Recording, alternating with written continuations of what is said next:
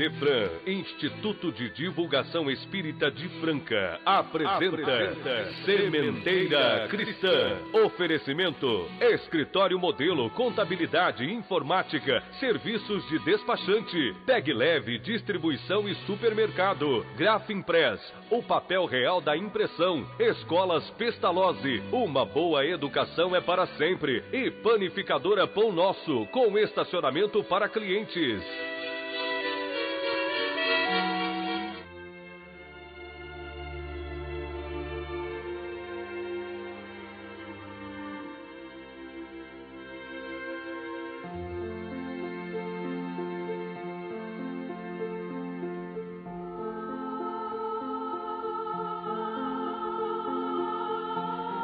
Que o nosso Divino Mestre Jesus nos presida ao encontro desta manhã com os irmãos ouvintes.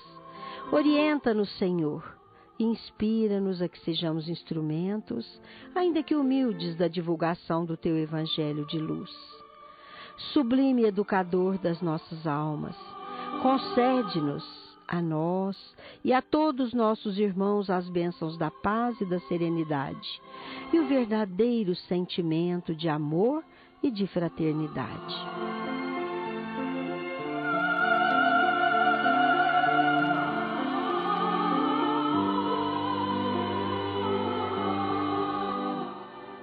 Os nossos desejos de um bom dia a todos. Estamos começando Sementeira Cristã. Hoje, que é dia 3 de junho. 3 de junho. Programa espírita produzido e dirigido pelo Idefran, Instituto de Divulgação Espírita de Franca. Bom dia, Nara Carlone. Bom dia. Bom dia, Cássio Freires. Bom dia, amigo. Muita paz e muita alegria. Já a nossa primeira sessão. Os espíritos superiores respondem. De O Livro dos Espíritos, escolhemos a questão 422. A pergunta: sabemos que pessoas tomadas por catalepsia ou letargia veem e ouvem o que se passa ao seu redor, mas não podem se manifestar. Essas pessoas estão vendo e ouvindo pelos órgãos do corpo? A resposta, Nara, não. No momento da catalepsia ou da letargia, as pessoas não ouvem pelos órgãos do corpo. Ouvem pelo espírito que se reconhece, mas não pode se comunicar porque o estado do corpo o impede de fazê-lo.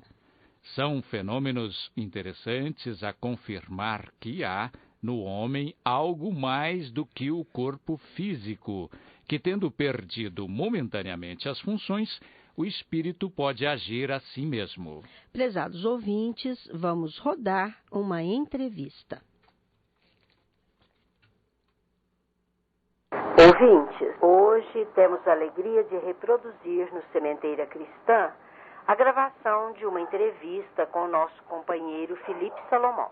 O nosso entrevistado dispensa apresentação. Todos já o conhecem, quer do rádio, quer da imprensa escrita, quer de sua presença física, onde e sempre que é convidado a proferir palestras e cursos em Franca e outras localidades do Brasil. Mas lembramos que o Felipe Salomão é, além de diretor de instituições dedicadas a atividades caridosas e doutrinárias, é também diretor do Idefran, Instituto de Divulgação Espírita de Franca. Felipe, vamos aproveitar o tempo e já a primeira pergunta.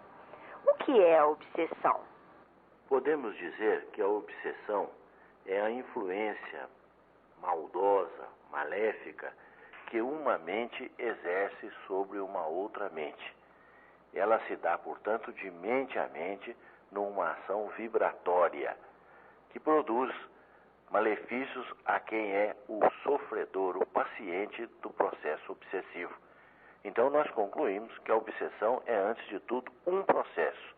Quer dizer, é uma atividade que envolve toda uma sistemática para prejudicar alguém que está passando pelo processo obsessivo. Como se estabelece o processo obsessivo? A obsessão se estabelece pela sintonia vibratória entre duas mentes, aquela que deseja prejudicar e aquela que é o objetivo do prejuízo que se pretende estabelecer. Para que haja sintonia, então, é preciso que as duas mentes estejam pensando na mesma faixa vibratória. Para dar um exemplo, quem está pensando em ódio atrai para a proximidade mental sua aqueles que também pensam em ódio. Então aí pode se estabelecer um processo obsessivo, porque as duas mentes estão vibrando, estão pensando na mesma faixa.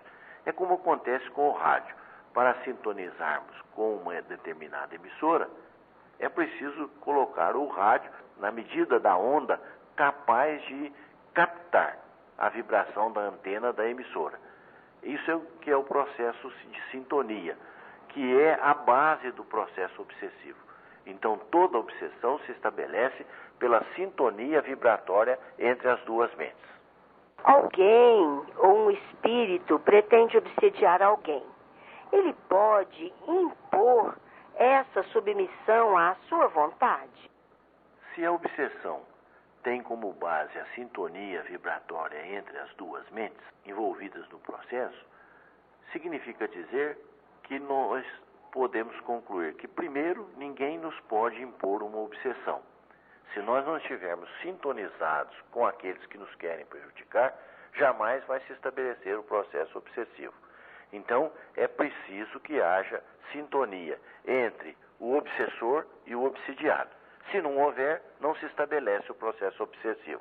Vale dizer, ninguém pode ir a qualquer lugar e estabelecer para nós um processo obsessivo com o qual nós não concordamos ou não queiramos. Em segundo lugar, nós podemos concluir também que a obsessão não se estabelece de repente. Ela é um processo, como nós já dissemos, e ela vai se implantando ao longo do tempo, na medida em que a pessoa vai dando sintonia com aqueles que nos querem obsidiar. Quais são as causas da obsessão? Como nós já dissemos, a obsessão se estabelece pela sintonia entre a mente do perseguidor e do perseguido. Essa sintonia, ela é mental, vibratória, com os mesmos propósitos, os mesmos objetivos, as mesmas intenções, vai se criando a sintonia entre obsessor e obsidiado. Mas quando a gente ouve, quando nós ouvimos a manifestação dos obsessores nas reuniões mediúnicas, a primeira causa que aparece é o desejo de vingança. Isto é, no passado, nas encarnações anteriores que tivemos, por uma razão ou outra nós prejudicamos alguém. Então nós estabelecemos com este alguém um débito, que é a causa da sintonia entre nós. Ora, se nós prejudicamos alguém e esse alguém deseja vingar-se, ele tem uma ligação conosco pelo ato que nós praticamos. Então a primeira causa da obsessão é, evidentemente, o desejo de vingança. Também é causa da obsessão aquele desejo de ódio, aquele sentimento de ódio que nós mantemos durante a nossa existência. Toda vez que nós desejamos ou odiamos alguém, significa que entramos na faixa do ódio. E todos aqueles espíritos que se sintonizam com o ódio também passam a nos vivenciar o clima mental, fazendo com que nós nos sintamos também perturbados. Outra causa da obsessão é o ócio. Quer dizer, todo aquele indivíduo que fica sem fazer nada, sem ocupar a sua mente com alguma coisa útil, ele passa a ser atingido por aqueles espíritos negativos que querem que nós nos acomodemos e não façamos nada em benefício do nosso semelhante. Os nossos pensamentos e ações podem oportunizar um processo obsessivo? O povo já diz isso com muita sabedoria, quando afirma assim: cabeça vazia, oficina do diabo. Então, toda vez que nós ficamos assim ociosos, sem uma coisa útil para fazer, sem ocuparmos a nossa mente, é provável que nós soframos a influência de espíritos negativos. Também são causa da obsessão os vícios e a má conduta. Não quer dizer que o Espiritismo apregou e que tenhamos que nos tornar santos da noite para o dia. Isso é impossível, o Espiritismo sabe disso. Mas o que o Espiritismo propõe é que nós nos esforcemos para ir nos desligando dos vícios e da má conduta. Porque aí nós mudamos a nossa sintonia mental e com isso fechamos a porta para as influências negativas que os obsessores queiram estabelecer conosco. Então é preciso um cuidado na nossa conduta. E é por isso que o Espiritismo apregoa que o verdadeiro espírita se conhece pela sua transformação moral. Há gradação na intensidade obsessiva, isto é, há obsessões menos intensas e outras mais intensas? Em outras palavras, menos graves e mais graves? O livro dos médiuns nos diz, pelas instruções dos espíritos, que são vários os graus da obsessão, mais especificamente 3 graus que são os consagrados. A obsessão simples, que é aquela que todo mundo sofre de vez em quando, pela ação de um pensamento negativo ou por um desejo menos digno. Então, nós nos sintonizamos com entidades que nos queiram prejudicar. O que levou o espírito de Emmanuel, com um certo tom de brincadeira, a dizer que todos nós temos a nossa obsessãozinha para o gasto. Quer dizer, de vez em quando somos envolvidos por um tipo de obsessão, a que se denomina de obsessão simples, que é uma ação de um pensamento negativo passageiro e que nós temos que combater em nós para que não se estabeleça um vínculo definitivo. E como é que a gente combate esta obsessão simples? Mudando a nossa sintonia e fazendo com que coloquemos um pensamento positivo ao contrário do pensamento negativo. Felipe, você falou da obsessão simples e como se denomina. E quais as características da obsessão do grau imediatamente mais grave? O grau seguinte da obsessão é o denominado de fascinação. Neste grau estão envolvidos principalmente as criaturas que se sentem fascinadas por uma ideia, especialmente os médiuns que não são educados, que não são trabalhados, então eles ficam fascinados por ideias, às vezes mirabolantes, por ideias especiais e que não podem ser realizadas. Nesse grau da fascinação, é preciso que a pessoa que esteja envolvida por espíritos fascinadores, que ela procure alguém que possa orientá-la, procure ler, procure estudar sobre a mediunidade e, sobretudo, mudar a sua sintonia pela prática do bem. Porque toda vez que nós estudamos bons livros, toda vez que nós frequentamos boas reuniões, toda vez que nós praticamos a caridade, sobretudo, em favor dos nossos semelhantes necessitados, nós estabelecemos um vínculo com as boas ideias e, por isso, mudamos a nossa sintonia mental e quebramos aquela corrente de fascinação que se estabeleceu. E um terceiro grau? O terceiro grau, que é o grau denominado de subjugação, é aquele no qual o obsidiado perde o controle da sua própria existência. Muitas vezes se usa até o termo de possessão. Allan Kardec não gostava muito desse termo possessão, porque ele dá a ideia de que um outro espírito tomou o corpo do obsidiado, o que não se realiza na verdade, porque o processo, como já dissemos e repetimos, é de mente a mente.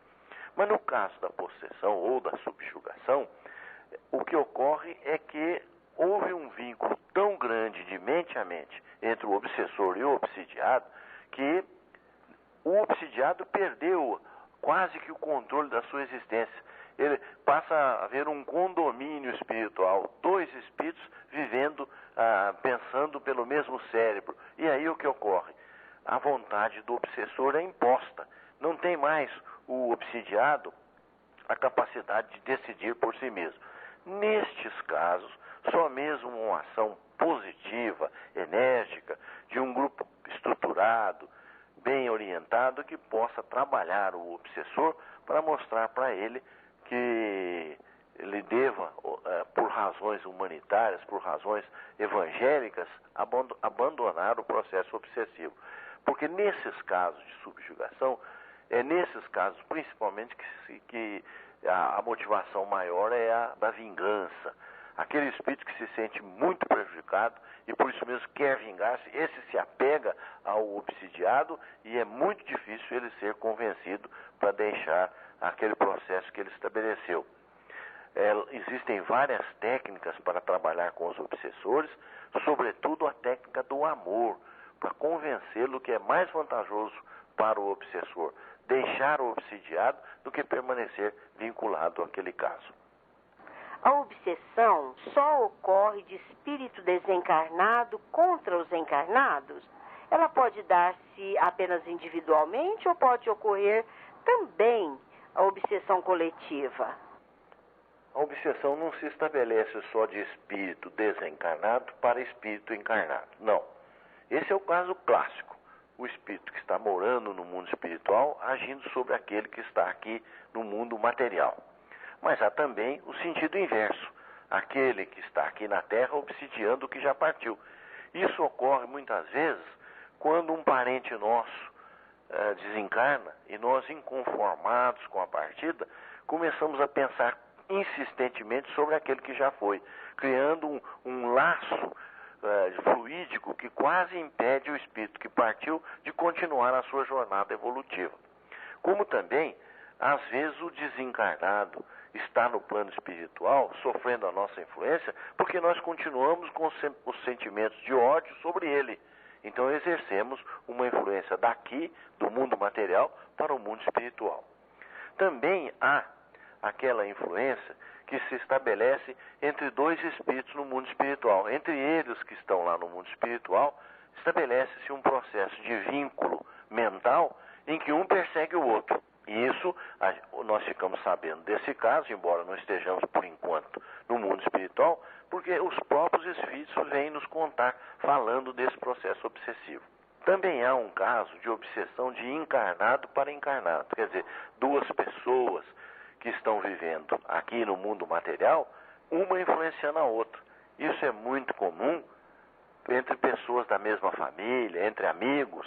E o Newton Boechat, querido companheiro que já está no mundo espiritual, dizia que nestes casos de obsessão de encarnado para encarnado, o que ocorre muito é que o obsessor tem nomes afetuosos, amiguinho, paizinho, mãezinha, porque nesses casos, o obsessor, estando muito próximo do obsidiado na vivência física, ele quer transformar o obsidiado numa verdadeira cópia de si mesmo, despersonalizando a pessoa sobre quem ele exerce a influência. Também é o caso da chamada auto-obsessão, que é aquela que nós estabelecemos sobre nós mesmos, nosso passado, quando nós criamos vínculos de ódio, de mágoa, de remorso e que se projetam na nossa existência atual. Então nós mesmos somos os causadores das nossas limitações, das nossas dificuldades, dos nossos problemas. E finalmente, a chamada obsessão coletiva, quando a obsessão se estabelece às vezes numa família, num grupo de pessoas e até mesmo numa nação, porque as pessoas vão todas vibrando numa mesma faixa, pensando num mesmo processo, focalizando as suas mentes naquele objetivo comum a todos, e aí há uma como que falange obsidiando o país, a nação, provocando o que nós chamamos de obsessão coletiva. E como curar-se de um processo obsessivo? O primeiro passo para a cura da obsessão é, evidentemente, nós nos desvincularmos mentalmente do obsessor. E isso se faz através da mudança mental. Quer dizer, modificarmos a nossa maneira de pensar, modificarmos a nossa sintonia. Então, como é que nós modificamos essa nossa sintonia? Pelo trabalho da prece, orarmos constantemente para os nossos protetores espirituais, para o nosso anjo da guarda, pedindo auxílio. Mas não uma oração que seja revestida de pressa, ao invés de prece. Uma oração que é uma conversa com Deus. Criarmos o hábito de orarmos para os espíritos superiores nos protegerem, para a fim de estabelecermos um vínculo melhor com aqueles que nos ajudam. Então, o primeiro passo é orarmos, criarmos o hábito da oração. Todas as vezes que nós nos sentirmos assediados pelos espíritos, buscarmos na oração a alavanca que vai nos desvincular daqueles que nos queiram prejudicar. E o passe? Também o trabalho de passe, que é a fluidoterapia. Procurar um centro bem orientado, que possa aplicar recursos através da fluidoterapia, a fim de que nós possamos quebrar as correntes que nos vinculam às entidades obsessoras. Em seguida, a prática da caridade, seja de que maneira for. Caridade para aqueles que necessitam de recursos de alimentação, de remédios, de roupas. Caridade para aqueles que estão internados em lares, em hospitais, em situações de enfermidade, doença. Visitas a essas entidades, a fim de que nós possamos não só verificar o quanto que as pessoas sofrem e não estão nem reclamando, e também para que nós possamos despertar no nosso coração o sentimento da caridade verdadeira, legítima. Porque foi Jesus mesmo que disse que toda vez que nós fizéssemos alguma coisa para esses pequeninos, era para Ele mesmo que nós estávamos fazendo. Então a prática da caridade é fundamental. Caridade em todos os níveis. Às vezes ouvindo uma pessoa que deseja desabafar, às vezes incentivando alguém que atravessa um momento difícil na sua vida. Enfim, colocarmos-nos ao lado daqueles que sofrem, para vermos, para verificarmos que o nosso sofrimento é muito pequeno em relação aos outros. Há outros recursos que se deve recomendar? Não podemos nos esquecer de uma técnica que ajuda muito no processo obsessivo, que é a técnica do culto do Evangelho no lar. Quer dizer, a oração em família. É muito importante que todos aqueles envolvidos com o processo obsessivo ajudem na recuperação do obsidiado. E o culto do Evangelho no lar é uma ferramenta fundamental nessas horas. Como é que se faz o culto do Evangelho no lar? Deve-se adotar um dia da semana que seja mais compatível para que todas as pessoas se reúnam. Um dia e um horário. Cada um vai verificar o dia e o horário que é melhor e estabelecer a hora para reunir toda a família.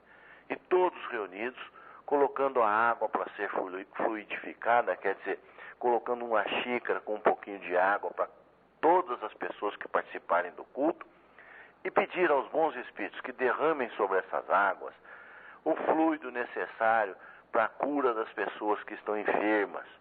Então, naquele momento, lê-se o Evangelho, faça um pequeno comentário, faça uma oração em conjunto. E aí nós estamos realizando o culto do Evangelho no lar.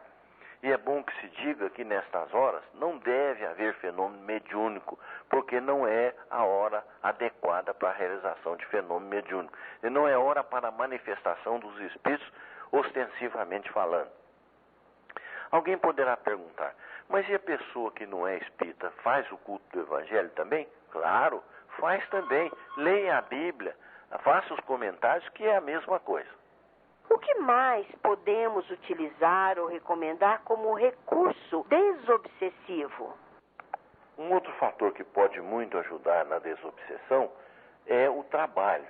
Como nós dissemos que a ociosidade é causa da perturbação espiritual, o trabalho é benéfico nesse processo de desintoxicação espiritual, diríamos assim.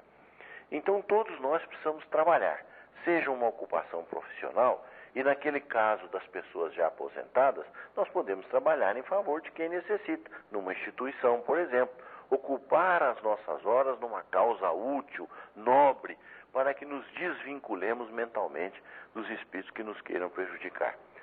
E, se for possível, na sequência do tratamento, submeter o caso a uma reunião espírita bem orientada, bem dirigida, que usando de técnicas variadas poderá fazer o esclarecimento do espírito. Quer dizer, no espiritismo nós não queremos desobsidiar expulsando os demônios pura e simplesmente como se pensa por aí. Primeiro porque os obsessores não são demônios, são irmãos nossos que se julgam no direito de cobrar alguma coisa. Mas nas reuniões espíritas, nós esclarecemos também o obsessor, porque não é só o obsidiado que merece o nosso carinho, é ele e também o obsessor, mostrando para ele que é mais vantagem para ele desvincular-se do processo obsessivo, porque ele se libera, do que ficar vinculado à pessoa que ele queira prejudicar. Então, é o esclarecimento amoroso, caritativo, sentimental, conversando com a entidade, esclarecendo a entidade para que ela possa se libertar naquele sentimento de vingança que ainda está guardado no seu coração. Portanto, o processo desobsessivo é um processo que demora. Muitas vezes a pessoa procura um centro espírita e já diz assim: com quantas reuniões vocês vão resolver o problema? Não é assim. Nós não podemos estabelecer um número X de reuniões para conseguir melhorar a pessoa que está sofrendo da obsessão. Porque depende dela também. Porque ela também participa do processo. Se o processo obsessivo começa com ela, pela sintonia mental, tem que partir dela a iniciativa de querer libertar-se do obsessor.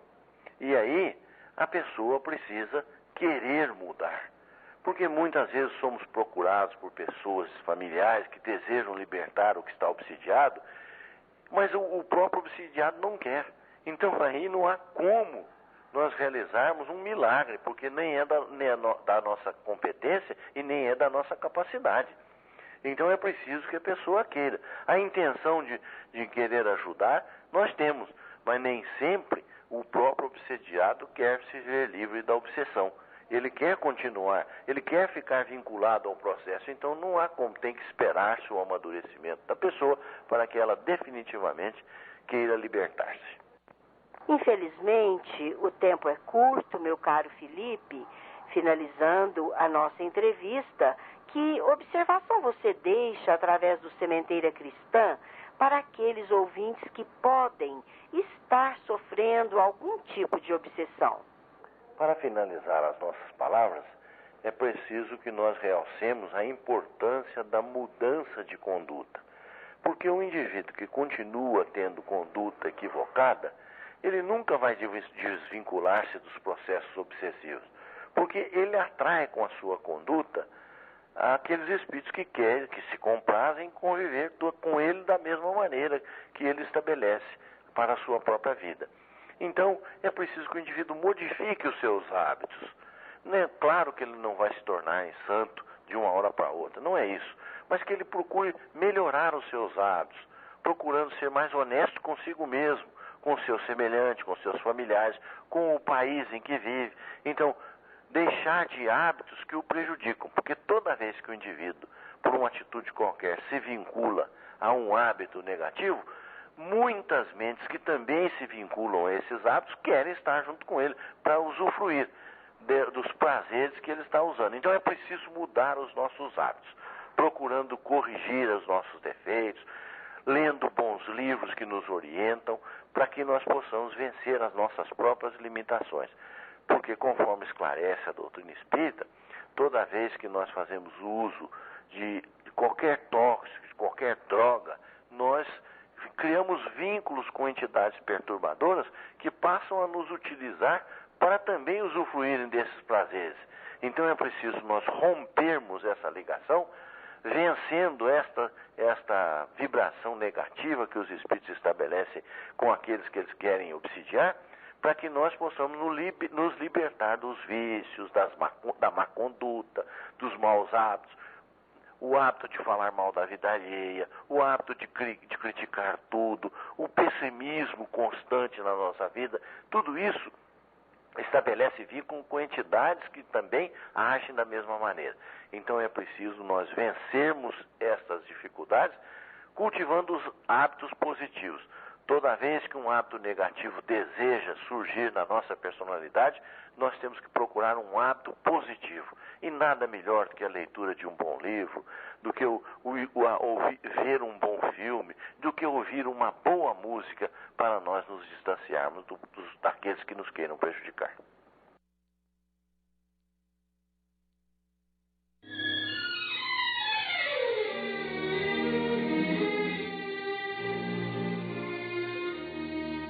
Estamos apresentando Sementeira Cristã. Oferecimento: Escritório Modelo Contabilidade, Informática, Serviços de Despachante, Escritório Modelo Centro e Estação, Pegue Leve Distribuição e Supermercados, Cesta Básica, Produtos de Limpeza, Descartáveis, Sucos em Pó e Líquidos, melhores preços para a sua empresa. Distribuição Rua Carlos de Vilhena 4270, Vila Imperador. Televendas 16 3707 2870. Loja Nossa Senhora das Graças, Avenida Antônio Rodrigues Neto, número 1105. Fone 16 3724 2888. Loja Estação, Rua Voluntário Mário Mazzini, 1902. Fone 16 3723 2888. Escolas Pestalozzi, Educação Infantil, Ensino Fundamental, Ensino Médio. Agende uma visita. Fone 3711-0100. Pestalozzi educa, humaniza e faz crescer. Escolas Pestalozzi, uma boa educação é para sempre. Acesse www.pestalozzi.com.br. Grafimpress, o verdadeiro papel da impressão. Rua José Bonifácio 361, Vila Nicásio, 3722-0410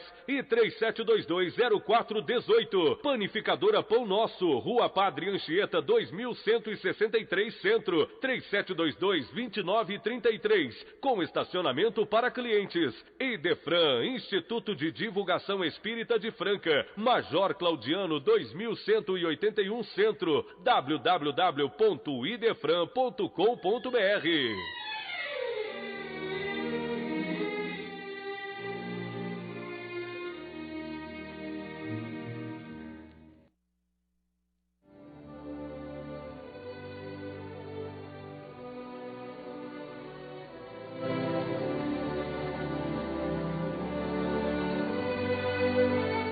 A seguir, no Sementeira Cristã, em nossa dimensão, trazendo notas, notícias, informações e matérias de interesse dos espíritas e do movimento espírita em geral, a sessão Em Nossa Dimensão tem a apresentação do nosso companheiro Vicente Benatti. Senhor ouvinte, bom dia. Agora uma nota que interessa a você, que pretende aperfeiçoar-se na oratória. Um programa do ACODE, Aperfeiçoamento de Coordenadores e Oradores da Doutrina Espírita, cujo público-alvo são os oradores, especialmente aqueles que participarão das próximas semanas espíritas de palestras e estudos. E todos aqueles que desejam desenvolver-se na oratória, para bem poderem divulgar a doutrina, poderão encontrar uma oportunidade excelente de aprendizado. Facilitador do programa, nosso confrade Felipe Salomão. Dia 23 de mês de junho, sábado, início às 14 horas.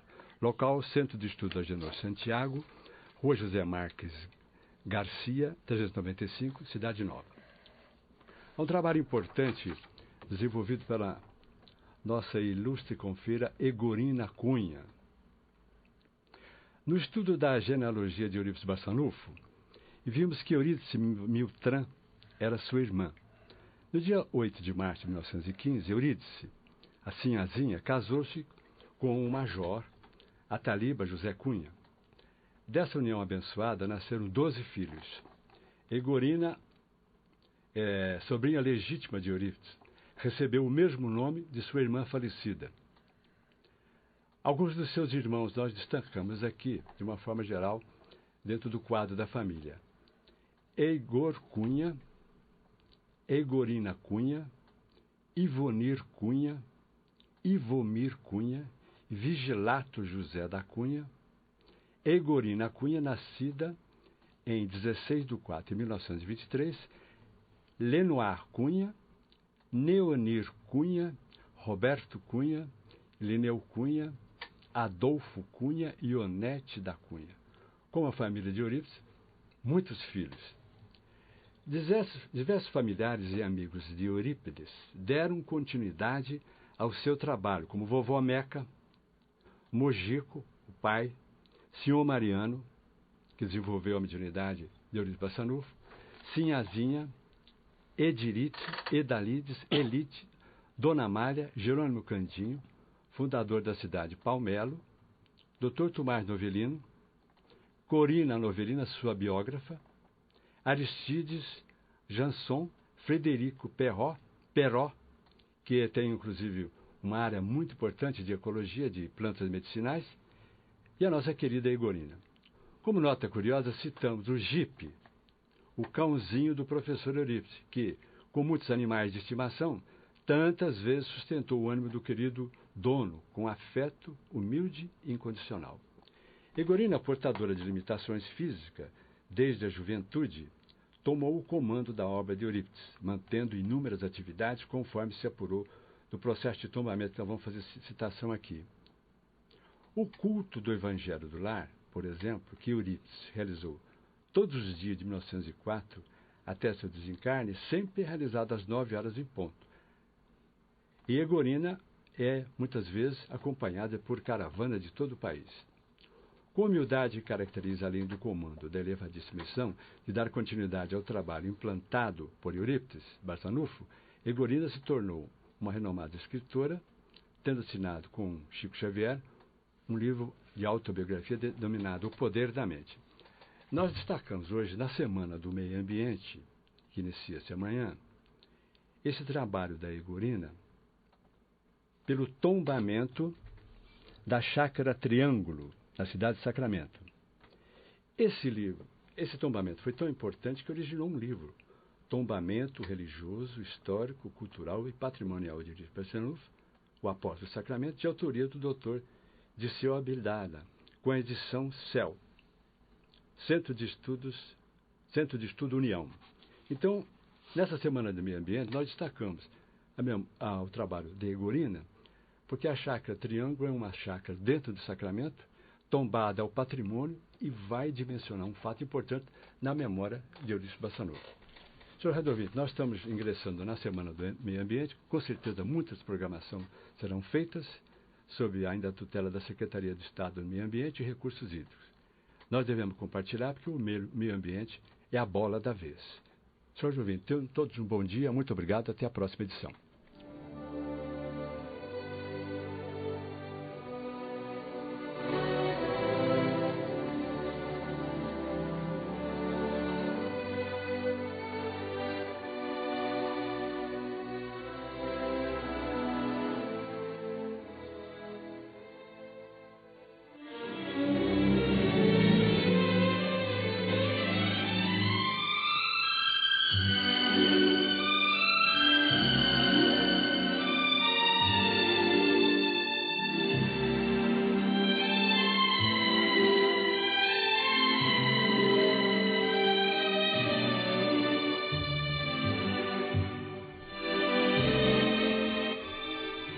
Sementeira Cristã apresenta a seguir Claramente Vivos. Hoje ouviremos mensagem dirigida aos seus familiares, especialmente aos seus pais e filhos, pelo espírito da jovem Lídia Mesquita, na qual detalha lances da tragédia que a vitimou, informa que constatou surpresa a realidade da vida espiritual, pede confiança em Deus e se diz disposta a crescer sempre na direção do Pai Maior, conclamando a todos a fazer o mesmo, envolvendo-os em carinhoso abraço. Vamos ouvi-la na interpretação do nosso companheiro Euri Carvalho. Minha querida mamãe, meu querido papai, meus filhinhos amados e minhas queridas irmãs, estou suplicando a Deus que nos conforte e sustente nas lutas da nossa redenção. Já consigo recapitular sem muito sofrimento as ocorrências daquela quarta-feira, dia 28 de março passado. Eu me encontrava feliz, em pleno trabalho, embora no íntimo algo parecesse prenunciar-me sofrimento impenetrável. Fazia poucos dias eu reorganizara a minha vida, arrumando roupas e objetos, como se fosse viajar. Saí do trabalho para ir ao apartamento, o que não era um hábito, como se as mãos do destino estivessem conduzindo-me. Ao chegar, estranhei a porta entreaberta e sinais de desarrumação. Dirigi-me ao interfone para comunicar-me com a portaria, quando tudo aconteceu, colhendo-me de surpresa.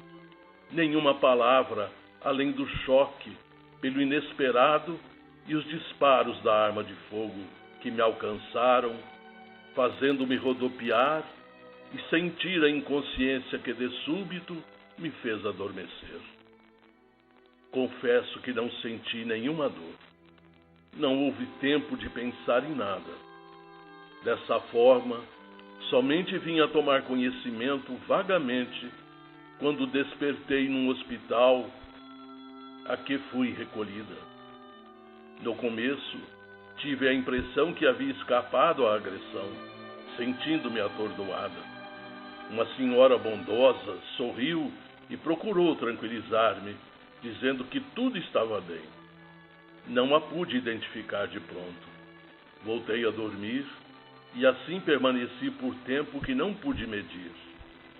Posteriormente, despertei com menos indisposição e, naquele ambiente agradável, dei-me conta de que não estava internada no nosso cirurgia de Aracaju, o que me causou surpresa. Foi então que se adentraram sorridentes a doutora Laura Amazonas e vovó, saudando-me com alegria. Fiquei estarrecida, acreditando tratar-se de uma alucinação pós-operatória. No entanto, aguçada na lucidez mental, compreendi o que se passara e prorrompi em pranto. Pela memória naquele momento, pareceu-me que a minha vida toda, arquivada no inconsciente, desenrolasse uma película cinematográfica mágica e vi-me a repassar todos os acontecimentos dali até ao berço, numa espécie de avaliação automática. É impossível descrever o que se passou em mim. As interrogações bailavam na minha mente, num calidoscópio de respostas incompletas que eram abafadas pela perturbação emocional. Não demorou muito esse estado, porque vovó se acercou de mim e procurou confortar-me, dizendo que tudo estava bem. Mas a incerteza do que acontecera e das razões do ocorrido angustiavam-me ao tempo em que pensava em todos os seres amados da minha alma. Tranquilizada quanto possível, retornei ao repouso.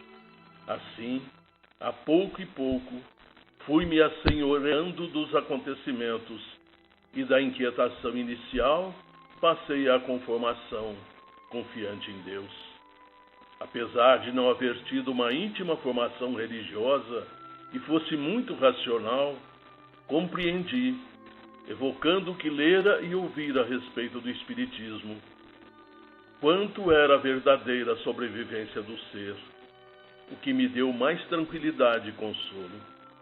A partir daí, fui reagindo sob a orientação de bondosos médicos que me atenderam, e inclusive de alguns professores meus que ali se encontravam, de cujo reencontro desfrutei grande bem-estar.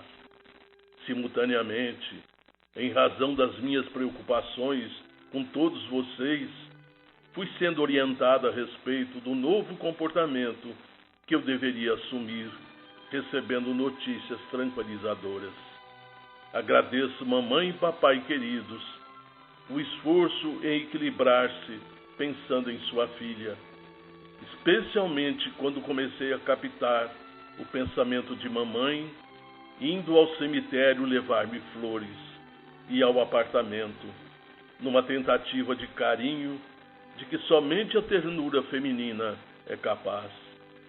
A resignação doída de papai e a sua confiança em Deus constituíram-me uma forma de anestésico na ferida da saudade, confortando-me. No entanto, quando me recordava dos meus filhinhos, cujos pensamentos me alcançavam em chamados sofridos, as lágrimas me afligiam e as resistências cediam. Desejava levá-los e deitar-me juntos a dormir, conversando e rindo, brincando e cantando como antigamente. A presença dos amados Sheilinha e Marquinho nos painéis da minha mente é semelhante ao perfume na pétala da rosa, que nem o triturar consegue separar um da outra. Ouvia as suas perguntas e chorava com as suas lágrimas, desejando consolá-los sem poder. Mas o carinho por você, minha fofolete, e por você, minha paixão, permanece em estímulo para que eu lute e cresça para Deus, a fim de podermos reunir-nos novamente mais tarde, quando vocês concluírem suas atividades na Terra. No dia 4 de junho passado, recebi sua rosa, minha filhinha, recordando-se do meu aniversário, e no último dia 3 deste julho, orei por você e roguei ao Senhor que a proteja de todo mal. Recordem os nossos momentos alegres e esqueçamos o mais. Fui muito feliz na terra. Deus me deu de tudo, pais excelentes e carinhosos, os melhores do mundo, irmãs admiráveis, que constituímos um trio interligado, filhos abençoados e únicos, sobrinhos e amigos incomuns, constituindo um tesouro invulgar. Gozei da saúde e da alegria de viver. Os poucos problemas fazem parte da existência humana e foram todos superados. Perdoo com a alma e o coração aos envolvidos nas ocorrências infelizes e hoje oro por eles. A justiça de Deus tem me ensinado nova forma de compreender a vida. Recordo-me muito agradecida da viagem à Europa com Rose e da última com Clece. Como fomos felizes, não mesmo, mulheres? Então, expulsemos as sombras da nossa mente e do coração. Foi uma atitude feliz e acertada haver limpo o apartamento, dali retirando o que não justifica ficar. Agora, juntos como antes, vida nova. Já não sofro, amo e compreendo mais afetuosamente do que antes, e sempre juntos como antigamente. Chega o momento de dizer até mais tarde. Não é um ponto final, mas sim uma ligeira interrupção. Sejam nobres minha paixão e minha fofolete, estudando e atendendo aos seus deveres. Cresçam para o bem. Beijo-os e embalo-os nos braços com carinho e conto histórias, cantando outra vez. No mundo dos sonhos nos encontraremos em clima de felicidade. Até já, meus amores. Clese e Rose, prossigam felizes, sem traumas nem mágoas. Vocês têm muito o que fazer na terra e estão convidadas para uma longa e abençoada jornada. Abraço franco, Enaldo, Neidinha, Fábio, Enaldo Filho, Diana, Raimundo e Patrícia, com o mesmo carinho de sempre.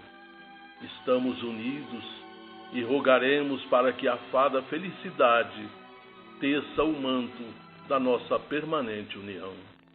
A você, mamãe querida, cuja luta de amor tem sido ímpar, e a você, papai querido, o herói da resignação silenciosa, o profundo amor e toda a devoção de sua filha, reconhecida e sempre a mesma.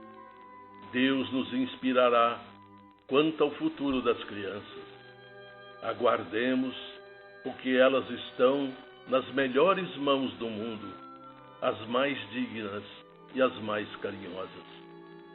A filha, a mãe, a irmã, a cunhada, tia e tia-avó de sempre, a todos abraçando num imenso gesto de saudade, carinho e gratidão. Lídia.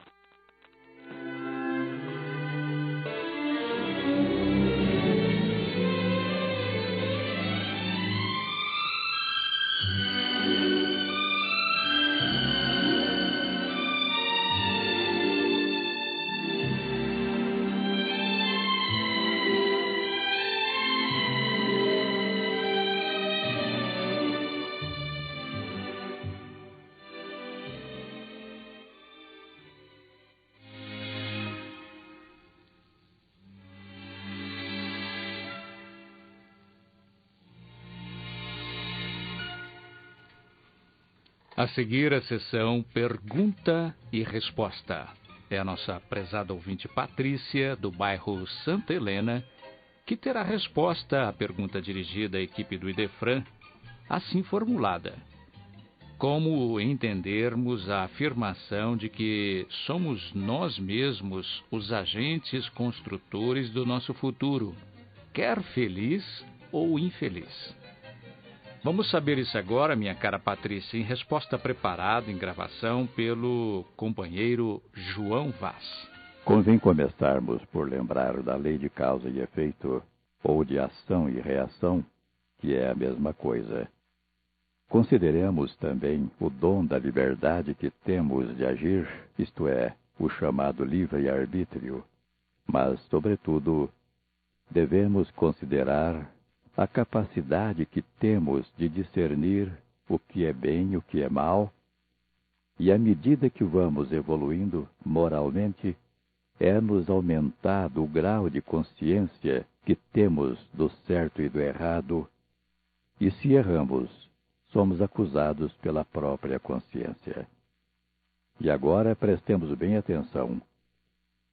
Estando a justiça divina instalada em nossa própria cabeça, e essa justiça visando absoluto equilíbrio em tudo, o sentimento do mal praticado começa, em algum momento, a nos incomodar e exigir punição e reparação, instalando-se aí o processo da aplicação do olho por olho, dente por dente, ou de quem com ferro fere, com ferro será ferido, do grande legislador Moisés, conforme vemos do Velho Testamento, todavia reformulado pelo infinito amor do Mestre Jesus, na lei de causa e efeito, ou de ação e reação, como queiram, da eterna e imutável lei da natureza, que é a lei de Deus, que se consubstancia no equilíbrio, no amor. Como deu para entender, o bem ou o mal, que nos premia ou nos atinge, na verdade emana de nós mesmos, ou nos é devolvido pela sabedoria divina. Somos felizes ou infelizes, segundo a nossa própria conduta. A cada um segundo as suas obras, proclamou Jesus. Se sofremos, é porque cometemos faltas, senão nessa vida, em vidas passadas. E nos puniremos um dia, quando a consciência o exigir. Quem ainda não ouviu falar da lei do karma, a máxima de Jesus, a cada um segundo as suas obras, nos trouxe a certeza de que somos os autores do nosso próprio futuro e que podemos, portanto, reformular o nosso destino com as nossas próprias ações.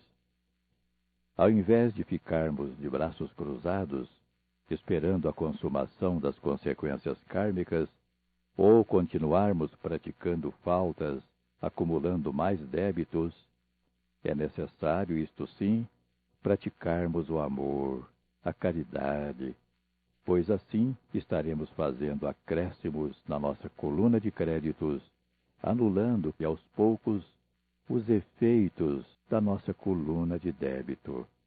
Sentimos-nos no céu ou no inferno, isto é, no estado de espírito de felizes ou infelizes, segundo o saldo de nossas boas ou más ações. Vimos com clareza, portanto, que o Pai Celestial é tão bom e tão justo que instalou o tribunal da sua divina justiça na consciência de cada indivíduo, que julgará e punirá a si mesmo, quando tiver havido uma causa anterior, ou se premiará com o estado de muito conforto moral e felicidade, quando tiver praticado o bem com a intensidade bastante para neutralizar o passado infeliz. É por isso que jamais podemos dizer, por exemplo, que Deus é tão bom para alguém, mas nunca se lembra de nós, porque julgar, depois punir ou absolver é excelsa função da nossa própria consciência.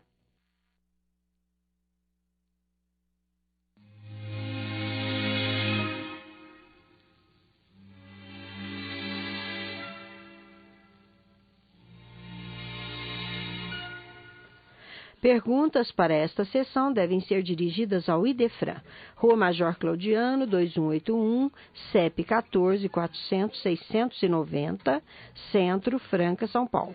Ou pelo telefone DDD 16 3721-8282. Ou ainda pelo e-mail idefran@idefran.com.br. Em toda parte, a palavra é índice de nossa posição evolutiva. É indispensável aprimorá-la, iluminá-la e enobrecê-la. Com esta advertência do Espírito Emmanuel pela psicografia de Chico Xavier, encerramos o nosso Sementeira Cristã de hoje. Agradecemos pela audiência. E lembrem-se que o Sementeira Cristã pode ser ouvido também pela internet. Em tempo real, www.radioimperador.com.br. A qualquer tempo, www.idefran.com.br. Apresentaram o Sementeira Cristã de hoje, Eurípides Mendonça, Nara Carlone, participação de Vicente Benatti e Euri Carvalho, juntamente com João Vaz. Inserção digital Antônio Carlos Essado. Serviços de áudio e sonoplastia Cássio Freires. Até o próximo domingo, se Deus quiser.